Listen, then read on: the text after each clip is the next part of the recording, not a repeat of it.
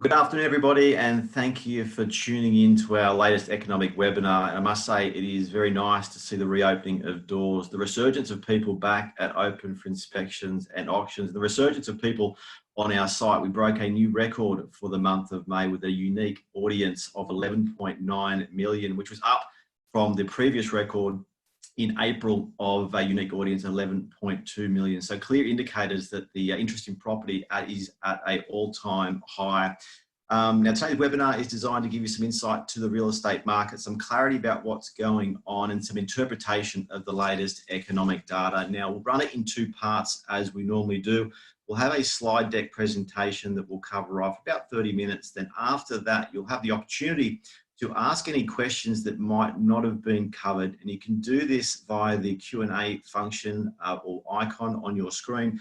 And feel free to put those questions in as we go through the presentation. I'll certainly do my best to cover those off and answer those questions as we get to the end.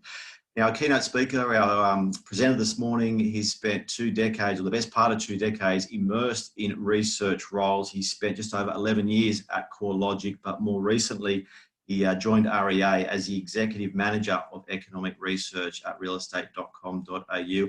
Over to you, Cameron Kusher. Thank you, Nathan. Thanks everyone for coming here today. I'm just going to share my screen and we're going to get into the presentation. So I think for everyone attending, the good news is we don't have to have such a focus on COVID-19 anymore. Obviously, it's still lingering and still impacting on the market somewhat, but you know, things are opening back up, as Nathan said, and we can start looking forward a little bit. And that's what this presentation is going to do. But I'm going to start with a couple of slides just on where we're at with COVID. And I think, generally speaking, Australia's been one of the best in the world at managing the COVID-19 pandemic. You know, very low infection rates, very low rates of death. But we're still going to feel significant economic fallout because we have had to shut off large parts of our economy. The good news, I think, is that the economy is reopening probably better and quicker than we ever thought possible. I mean, there were days back in March and April where it was looking like cases were going to double every 3 to 4 days. And certainly we managed to contain that and things are looking better. But there's still sectors that are going to be extremely challenged. The tourism sector, obviously a lot of state borders are closed and the international borders are going to be closed for the foreseeable future as well. And that's going to challenge the tourism sector. The other main one, I think, is the higher education sector. And we look at what's happening there. Closed borders, obviously, universities have become very reliant on students from overseas.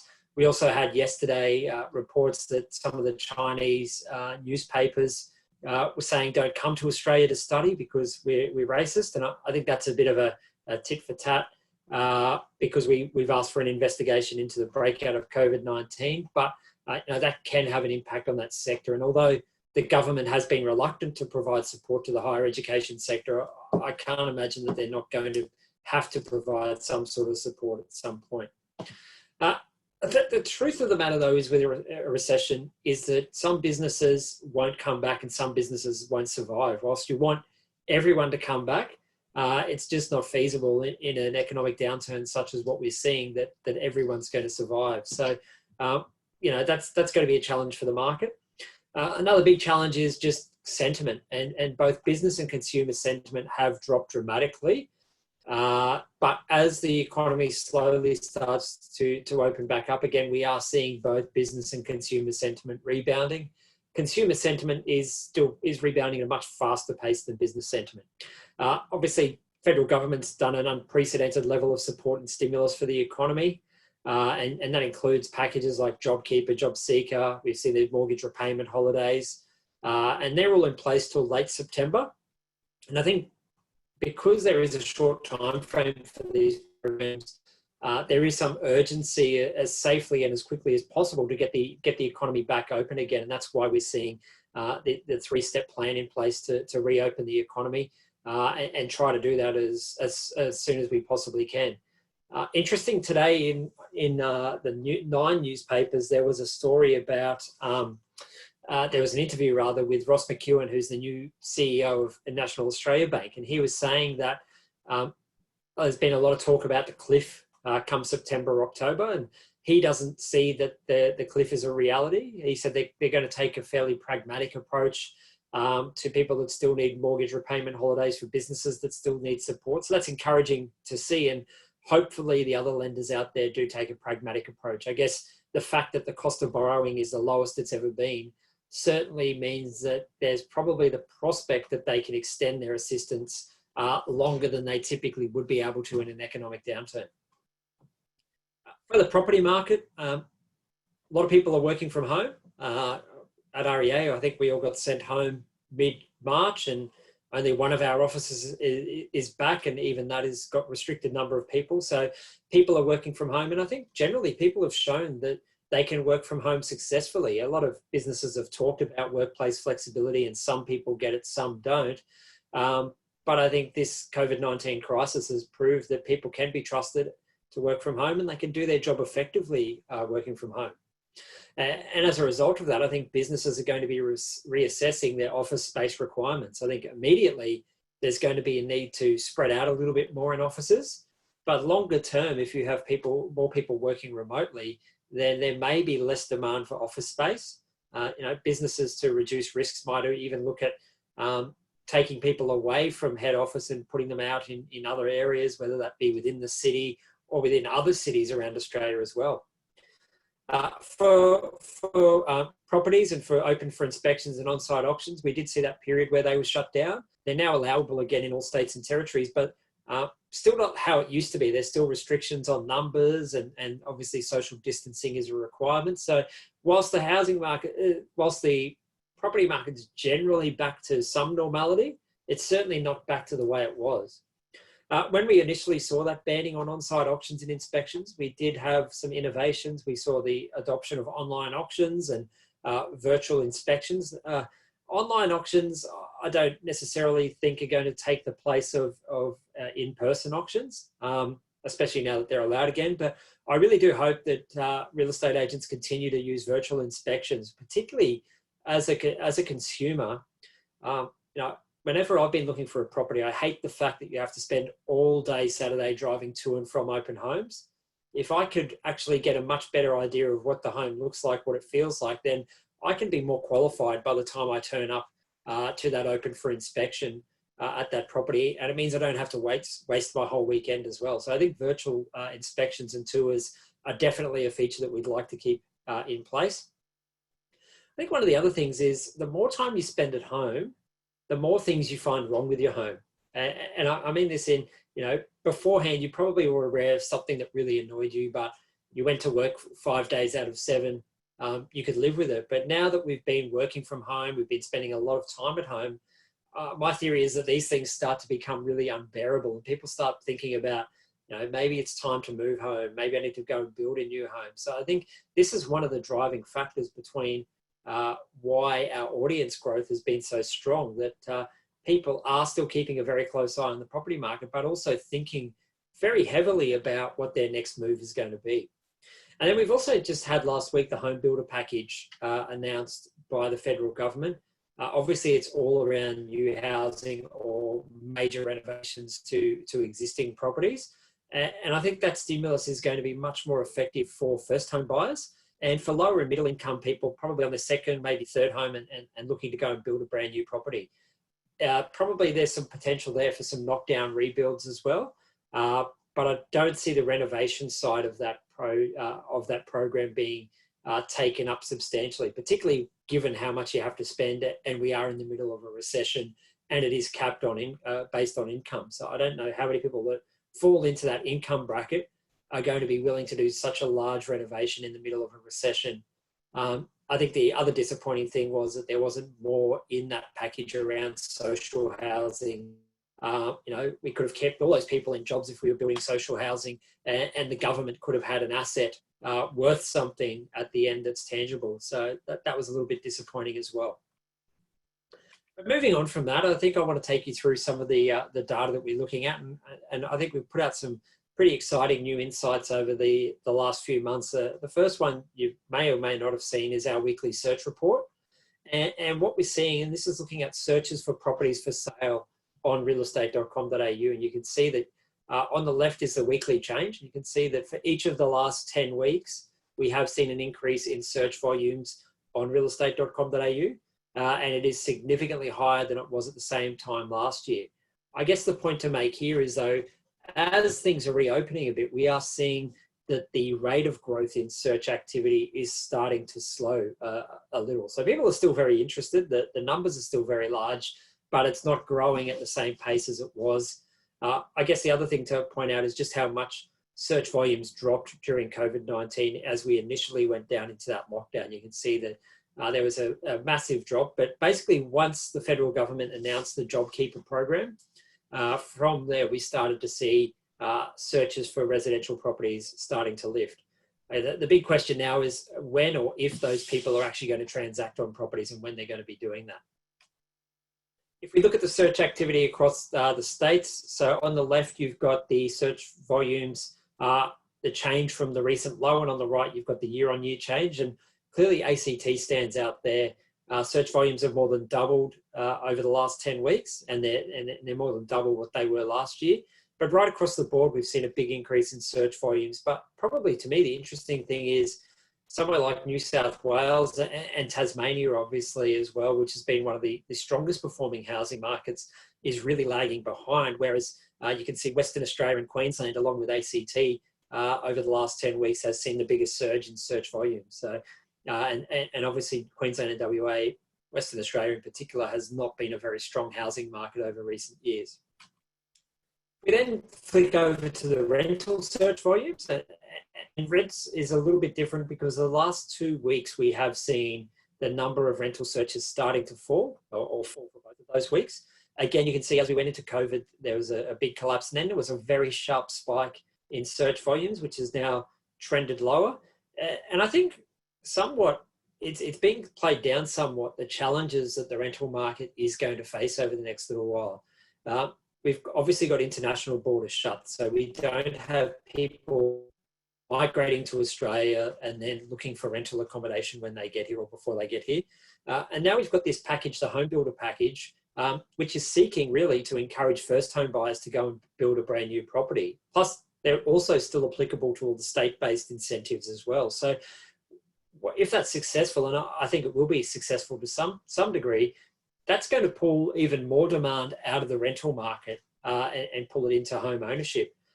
So I think that the rental market is definitely going to be challenged over the next period. And what will that mean for investors as well? I think some investors might be reconsidering their investment in property. So I think that's something very close, something worthwhile watching very closely over the next few weeks and months. In terms of rental search, though, it has jumped from the recent low. It's up 54.4%, and searches for rental properties are higher than they were a year ago. Again, though, interestingly, we have a look. Victoria's seen the biggest jump in search volumes, up 78.9%, ACT up 77.7%. The other point I would make about the rental market, we do have that moratorium on rental evictions, and that does vary a little bit state to state. But if we look at where the job losses have been, and I've got a chart on this a little bit later, but overwhelmingly it's been people under 30 that have lost their jobs through COVID-19. And obviously they profile up as people that are renting. So people that have got leases after that 6 months, I think could be looking to break them, or at least negotiating cheaper rents, because there is going to be less competition for rental accommodation, and there is going to have to be some reset in prices, I feel, across the rental market. Another good way to look at the market is on a views per listing basis. And on a views per listing basis, we are seeing some really strong numbers at the moment. So if a vendor is kind of debating whether or not to list a property, I think the key messages are that there's a lot of eyeballs looking at properties at the moment, and there's still a very low level of supply. So you are going to get a lot of interest and a lot of people looking at your property if you list right now. And obviously, if you list at a appropriate price, your chances of actually getting that property to transact are fairly strong. So on a views per listing base, so that was each of the states and territories. Sorry, there you can see how they're jumping up, particularly big rises in ACT, but right across the board, the trend is higher. in terms of views per listing, Tasmania is getting the highest at the moment, followed by Victoria and then New South Wales. Northern Territory and Western Australia are a little bit behind. Then we move to the middle and you can see the percentage change from February to May. And the reason I used February was that was really before COVID and then through COVID and then where we are now. And you can see that views per listing across each state and territory is higher than it was pre-COVID. And on the right, obviously higher than it was at the same time last year. So on average, you're getting 50% more views now per listing than you were 12 months ago, which is a pretty strong message out there to the market. And then I'm going to quickly go through each of the 5 major states and look at what we're seeing in terms of views per listing. So in Sydney, you can see the Northern Beaches is overwhelmingly seeing the highest number of views per listing. It's a big jump from last year, from about 3,000 to almost 4,700 views per listing. Eastern suburbs also getting quite high numbers, and Sutherland as well. But right across the board, we are seeing an increase in the number of views per listing in Sydney. In regional New South Wales, you can see that Illawarra and Lake Macquarie and Newcastle are the standout areas. But again, right across the board, we are seeing a jump in the views per listing metric. In Victoria, this is a bit of an interesting one because you'd probably think that it's going to be those inner suburbs, inner south, inner east, and the inner. But the highest number of views per listing is actually in the Mornington Peninsula and the outer eastern suburbs. And as I'll show you shortly, it's actually the same story for rentals as well. So my theory here is that potentially, given that we are working from home, given that businesses are talking about people being given more workplace flexibility, maybe more people are starting to think about the lifestyle properties down on the Mornington Peninsula or in the outer east of Melbourne. And that's why we're starting to get more views, both from a for sale perspective, but also a rental perspective as well. And then in regional Victoria, you can see Geelong and Bendigo certainly, and Ballarat rather, certainly the most popular with Bendigo coming in behind. But again, right across all of Victoria, views per listing are up from where they were 12 months ago. In Brisbane, you can see the western suburbs of Brisbane seeing the highest number of views per listing. Then we go to the southern suburbs, the inner city in the north. The east is really lagging quite significantly. And the Moreton Bay South region seeing quite a high number of views per listing, actually more than Brisbane East, which is probably a little bit of a surprise. And then regional Queensland, obviously Sunshine Coast and Gold Coast are really standing out. But again, views per listing are higher than they were a year ago, right across the board in Queensland. Go to South Australia, a similar story. You can see the southern suburbs and then the central and hills seeing the highest number. And then in regional South Australia to southeast, relatively low views per listing, but it's almost double what it was 12 months ago. And then if we go to Western Australia, the inner suburbs are really strong, up from about 900 views per listing a year ago to 1,500 now, and jumps right across the board elsewhere. So pretty interesting to think about how many more eyeballs any listing is getting listed on realestate.com.au right now. And then, as I said, I'll quickly touch on the rental as well. You can see that there has been a bit of an increase in rental views per listing, again, because our audience numbers have lifted. As I said, the number of properties is actually declining as well, which obviously means that the properties that are listed are getting more eyeballs to them. If we look views per listing for rentals, it's actually South Australia and Tasmania out in front seeing the highest number. New South Wales getting a relatively low number, not quite as low as Northern Territory or ACT. And then in the middle, you can see pre-COVID to where we are now. ACT, Northern Territory, Western Australia and New South Wales are up. Queensland's unchanged. And we're down in South Australia and Victoria and Tasmania. And then year on year, views per listings for rental accommodation is down quite substantially in Victoria and Tasmania. Down a little bit in South Australia and Queensland and New South Wales, and then up elsewhere. And then again, going through the regions, so similar sort of set of regions in Sydney seeing the highest views per listing. Sutherland was up there for sale and is also up there for rent. So is the Northern Beaches. But then you've got some different areas. You've got the Central Coast and you've got Outer West and the Blue Mountains seeing a fairly high number of views per listing for rental accommodation. And then you've got a market like the eastern suburbs, quite a bit lower. And then if we go to regional New South Wales, you can see that in a lot of areas, views per listing are actually lower now than they were 12 months ago. The number one region is Illawarra, and it's actually higher than a year ago. But then you go to Richmond Tweed, it's lower. You go to some of the other areas, certainly seeing fewer listings than we were at the same time, a few views per listing than we were a year ago.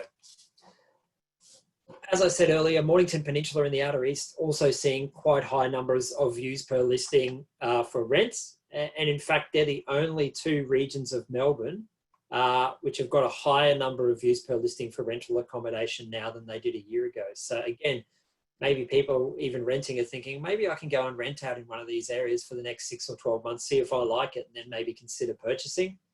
And then in regional Victoria, you can see most of them have actually seen a decline in rental views per listing.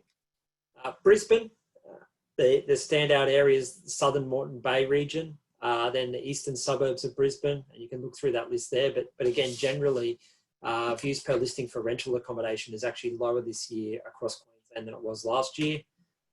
Similarly, in South Australia, listing is generally down, except for the outback.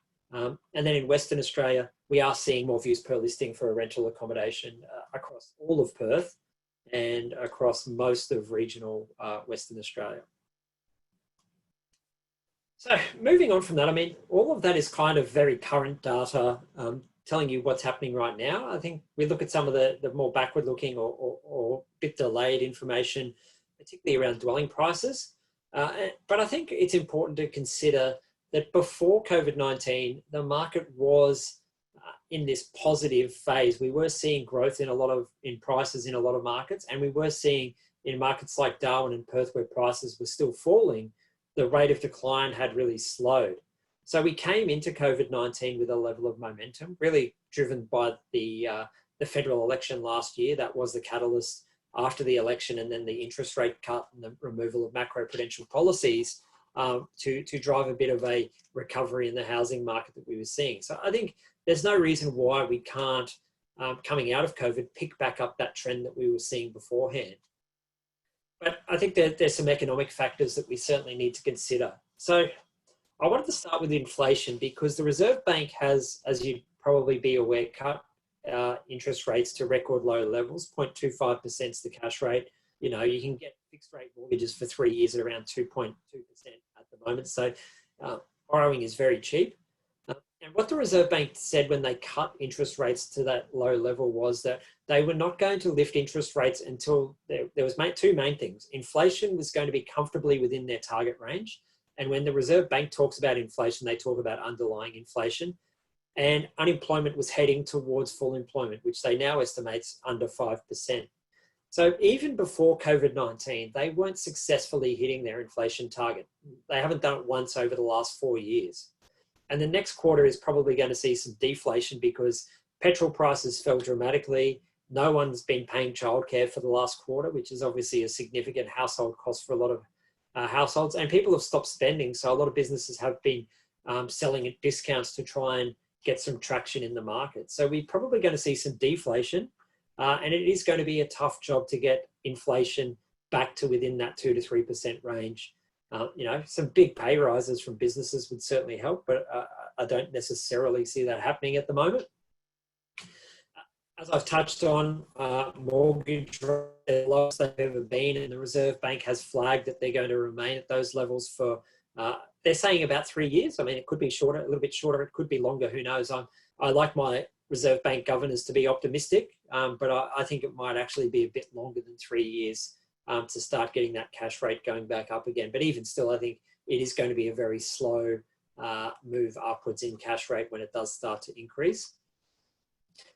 But I think for property, one of the main things is confidence. And what we've started to see over probably much quicker than anyone expected is that confidence has rebounded. If you think about where we were 10 weeks ago in the depths of COVID-19, then we got JobKeeper announced and things started to slowly open up and get back to a bit more normality. And we're now actually back almost in terms of confidence back to where we were before COVID-19. Now, it was pretty weak before COVID-19 anyway, but we're heading in the right direction. Now, there was a 1.3% fall last week, But that was pretty much all driven, according to ANZ, by the fact that one of the questions they ask is around whether it's a good time to buy a major household good or service. And people said no. And that basically accounted for the big slide in confidence. And that could also be linked to the fact that economic growth figures were out last week and they showed that the economy contracted over the quarter. I would expect that we're going to continue to see confidence improve, which is obviously encouraging for housing, because for a lot of people, purchasing a property is the largest decision they'll ever make, most expensive decision they'll ever make. So they want to have that level of confidence to be able to go out there and do that. Business confidence, it's certainly bouncing back, but it's certainly a lot weaker than consumer confidence is. And business conditions are still quite challenged because so many businesses are still not able to operate or not operating to their full capacity. And if we actually look where the business conditions and confidence is weakest, particularly confidence, it's in the finance, property and business sector and in the construction sector. So, really the people on this call, the sectors doubling is where we're seeing the biggest lack of confidence in the economy at the moment. So that probably explains some of the reason why we saw there's so many JobKeeper, JobSeeker, the home builder package announced last week.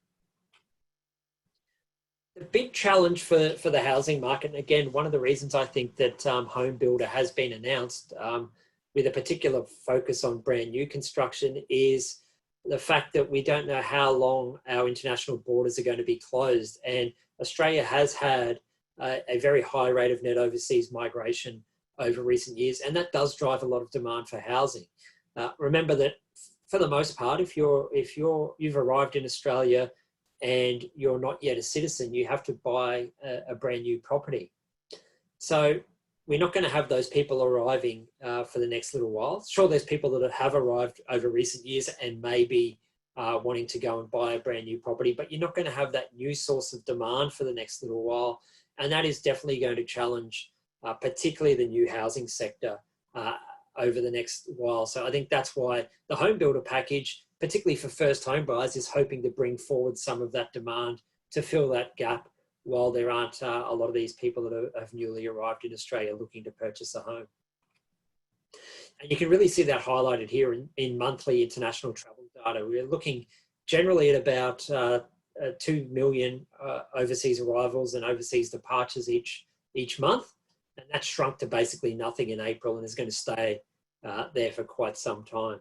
So that's why there's such a challenge in the housing market, because population growth through migration has been such a driver of demand.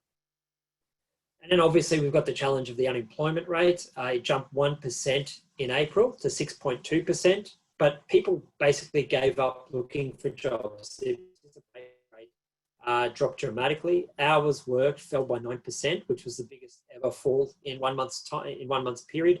The ABS said if the participation rate didn't fall, the unemployment rate would have been closer to 10%.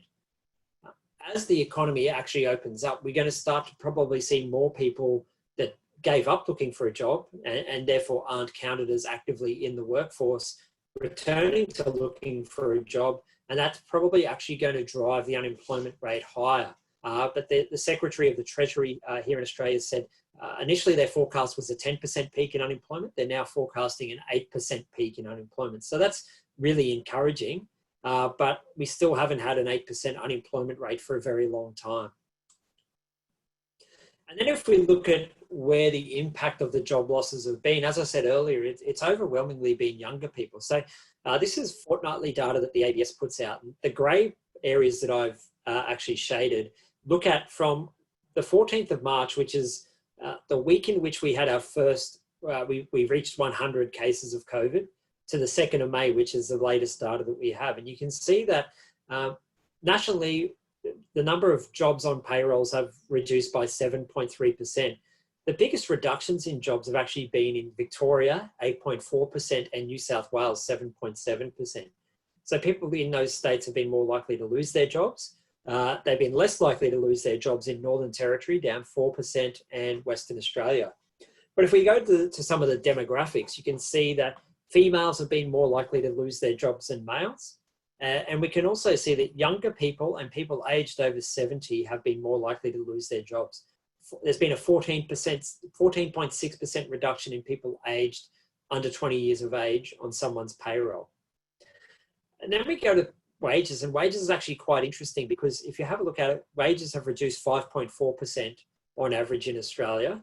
The biggest wage reductions have been in Western Australia, which was one of the states where we saw relatively fewer job losses. So people have obviously taken reduced hours and reduced wages.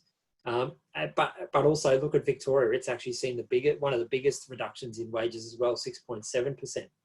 But if we come down to the demographics, you can see that people aged under 20, whilst 14.6%, there's been a 14.6% reduction in jobs, there's been a 16.8% increase in total wages. And you might scratch your head and say that doesn't make any sense. The reason for that is JobKeeper payments. So there has been a large proportion of people aged under 20 that have been stood down from work, but they're actually getting paid now more than they were getting paid when they were employed. So JobKeeper's actually turned out to be good for them. But I guess the challenge will be that a lot of people have lost their jobs and weren't necessarily stood down. Plus, come the end of September, they're going to revert to much lower wages. So that is going to be a challenge, particularly for that younger demographic. And when you think of housing, people under age of 30 are people most likely to be renting, but they're the next generation of people looking to buy a property as well. In terms of new construction, there's not been much of a sign of a COVID-related pullback. And now with the home builder package, we probably actually start to see some increase in new construction.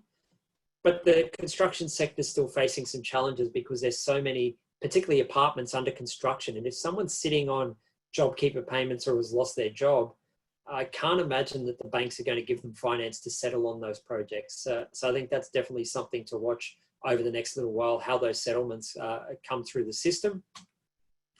In terms of finance, credit growth has continued to slow, particularly for investors, but that's largely because investors are now more so paying back principal and interest rather than just interest-only loans. And there's not a lot of new flow of investor finance commitments coming through the system. In terms of the owner-occupier segment, still growing, but at a fairly slow pace. And then if we look at new housing finance commitments, April, we started to see evidence of the COVID slowdown. Investors had actually been pulling out of the market in terms of monthly lending had been reducing since January. First home buyers have tipped over slightly, but there was a fairly large pullback in April of subsequent buyer activity down to 9.6 billion. You can see that the gradient of that turn is quite large. Over the coming months, I'd expect that particularly investors will continue to fade. And with the home builder package, I wouldn't be surprised to see more money being lent to first home buyers. And then just my final slide before the summary. I think this data is a bit lagged. It's only up to December, but this is looking at the percentage of debt to disposable income. So Australian households are some of the most heavily indebted in the world, and that's largely due to housing. But the assets that we hold that debt against are worth a lot more than that debt. And that's shown on the right, the percentage of assets to disposable income. But the trick here is when you see a reduction in asset values, like you'll see over the March quarter, because there was a share market sell-off that hit superannuation, and obviously going forward, the share market has bounced quite strongly, but people are now able to pull out $10,000 worth of super every year. So that's going to make them have reduced assets. The value of the assets is going to fall, but the level of debt is unlikely to fall very much. So households overall are going to be feeling less wealthy than they have been. And that's going to lead to some behavioural changes around how they spend.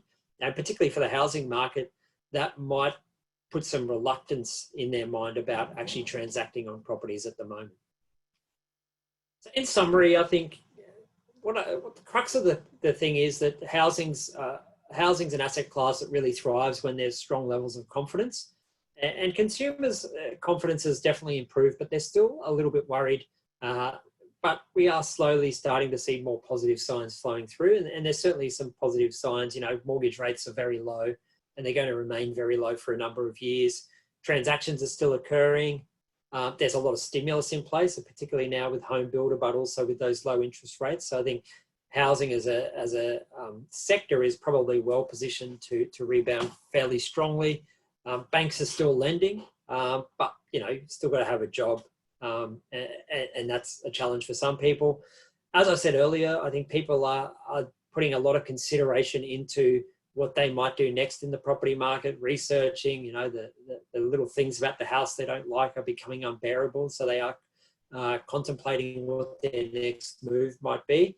And home builders obviously been introduced to try and fill the gap while those borders are closed. But is it going to be big enough? And I think just generally our response here in Australia to COVID-19 is probably going to make Australia an even more attractive place, both for investment, but also for people to migrate here. And I wouldn't underestimate the likelihood that once international borders reopen, that Australia becomes once again very welcoming of people that want to migrate to Australia. And obviously we do have isolation. We were able to shut down our borders effectively. I mean, I think Europe would have loved to have been able to do that. And we've got free healthcare and free healthcare that's not tied to your employment. So I think for people in the US at the moment, that free healthcare would be very desirable. But there's still some challenges in the short term, despite all of this. There's a lot of global uncertainty. People have lost their jobs in their lives. The unemployment rate's increased. Some of those businesses and some of those jobs aren't going to come back. That's the reality of a recession. A lot of businesses are delaying major projects and investment. So probably their hiring coming out of this will be fairly slow. Economic growth is going to slow. The IMF saying Australian GDP will be down 6.7% this year. Treasury and the Reserve Bank say 6%, but whichever one it is, or even if it's neither of those, it's still going to be a big contraction in the economy. And even once we start to recover, it's going to take some time to get back to economic growth where we were before COVID-19. And I guess just that confidence, just reiterating that again, it's fallen sharply. And even though confidence is improving, I think you're going to need more confidence to make big decisions than you have previously. And that's not to say, obviously, for the housing market, there's people that have not been affected by COVID-19 at all. They're still getting the same wage. They're still in secure employment, and they might be willing to transact. But you're probably not going to see, for a little while, the same number of people willing to transact in the property market. And that's it from me. So I'm going to stop there. We're going to flash up a quick poll that we'd love you to fill out. And then after that, I'm going to hand back to Nathan to MC the Q&A segment. So while everybody's just jumping on that poll just for some feedback for us, which is incredibly helpful. A reminder that if you do have questions, jump onto the Q&A button and throw those questions on, and I'll do my best to read some of those out. But we had a couple that when you registered, you put a couple of questions in there. So I'll read these, a few of these out, Cameron. And the first one is, do you see metro or capital cities and regional markets responding differently as we ease restrictions? I think it's an interesting one because I think a lot of the regional areas probably haven't been as impacted by COVID-19 as some of the metro areas. I mean, they've still had to shut down in that, but you haven't had the infection rates in a lot of those regional areas as you have in the capital cities. In saying that, though, I think there's probably a lot more pent-up demand for property in the capital cities. One thing I kind of touched on, and it's not necessarily moving to regional areas, but you can see in a market like Victoria, for example, more interest in properties in the Mornington Peninsula and the Outer East. And I certainly think that areas reasonably close to the capital cities are going to become fairly popular if people don't have to go into the city to work all the time. So, in Sydney, that could be places like the Central Coast becomes popular again. It could be the Blue Mountains, those kind of areas. I'd say Wollongong, but Wollongong's really expensive already. So it's not much cheaper to move to Wollongong than it is to live in Sydney. And then in Melbourne, places like Ballarat, Geelong, Latrobe Valley, you can still from all of those areas commute back into the city if you need to. Gold Coast and Sunshine Coast, and even places like Brisbane and Adelaide and even Hobart might maintain its popularity because if you need to be in the head office in Sydney or Melbourne 1 or 2 days a week, you can jump on a plane on a Monday, work in Sydney or Melbourne 2 days a week and then fly home and either work from the local office in Sydney, in Adelaide or Brisbane or Hobart, or work from home for the rest of the week. So I think That's the kind of thing I think we could start to see coming out of COVID-19. Question here from Western Australia. Banks are saying that they're open to lend. However, in WA, they're having lots of issues with finance being rejected. Any insight or extra information on that? I don't have any extra information over that, but I guess we could probably have a chat with our Smartline team and see what they say. I guess the challenge in WA, right, is that it's been a tough market for so long now. It's been 4 or 5, actually really, realistically, it's been about a decade of tough market conditions over there. So I just think there's probably more caution being taken in Western Australia than we're seeing elsewhere. Very, very heavily reliant on the resources sector as well. Probably a little bit of trepidation given what we're seeing, some of the rhetoric coming out of China at the moment, what that could mean for that sector. So it wouldn't surprise me that they're being, quite stringent there, but we'll definitely try and find out some more information from Smartline. How do you see rental values, Cameron, in capital cities over the next 12 to 18 months? Yeah, I think rental markets are going to see price falls. There's definitely going to be less demand. There's going to be, especially with those borders shut, and I think there's going to be a price adjustment in rental markets. As I said, I think that potentially one of the challenges will be the investor space. I think we're going to see fewer investors going forward, but also we might see investors wanting to pull their money out of the housing market and put it into maybe the stock market as it rebounds pretty quickly out of COVID-19. So I do think the rental market's going to be a tough slog for the next few years. Do you think we're through the worst of the COVID-19 period, or is it there's still more to come? I hope so. I guess the big question will be, if there's a second wave of infection, and don't want to get political here, but obviously the Black Lives Matters marches were very important over the weekend, but given that we're all meant to be social distancing, I do have a little bit of concern that maybe we'll 2 weeks time, we'll start to see some outbreaks on the back of that. So I hope not. I'm certainly crossing every limb I have that that's not the case, but I think the worst thing that could possibly happen is we have to retreat back into lockdown, especially when we've done such a good job initially of controlling the outbreak and then getting the economy back opening up again. What's your expectations in respect to vacancy rates, Cameron? In outer suburbs, there's been historically been very popular for housing. Yeah, the vacancy rates I think are going to grow again, kind of going back to that rental story, and especially if in those outer suburbs we're going to pull people out of renting and they're going to go and build their own new homes in these suburbs. So I can see the rental vacancy rate climbing probably for the next 6, maybe even 12 months.